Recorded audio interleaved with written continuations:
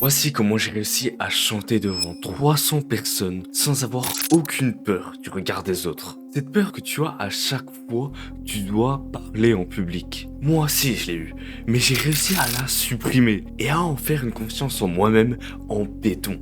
En seulement 5 minutes, comment tu peux toi aussi supprimer ta peur du regard des autres. Il y a quelques années, je n'avais pas vraiment de confiance en moi et j'avais peur du regard des autres. Je n'étais même pas moi-même. Mais après ça, il y a une fille qui m'a rejeté. Et à mes yeux, j'avais perdu mes amis. C'est à ce moment-là où j'ai commencé à travailler sur moi-même et que je me suis créé une vraie identité. Et c'est ce qui m'a amené à pouvoir chanter devant plus de 300 personnes et crier. C'est chaud! Alors que je ne sais pas chanter. J'étais passé de quelqu'un qui n'était pas confiant à une personne qui peut prendre la parole en public sans aucune hésitation. Mais comment j'ai pu chanter devant autant de personnes et mis une salle en feu? C'est grâce à 3 réalisations. Première réalisation, les gens n'en ont rien à faire de toi. C'est un petit effet que ton cerveau joue sur toi.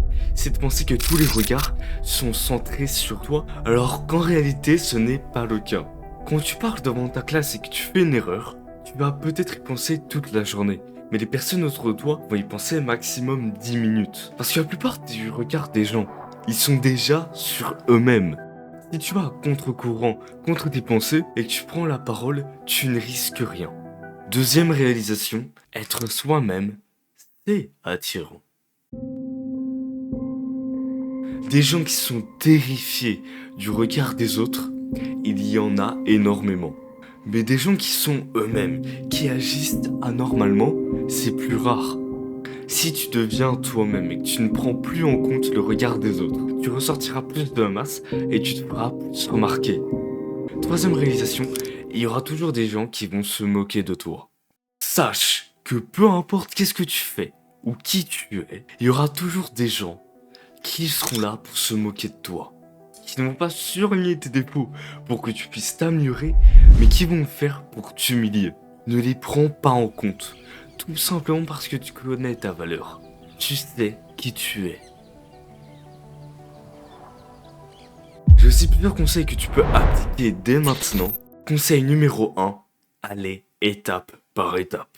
Je ne te demande pas de directement aller sur scène et de faire ce que j'ai fait. Au début, tu lèves ta main en cours. Tu fais des petites actions. Et puis après, au fil du temps, tu pourras faire des actions qui demandent plus de confiance en toi.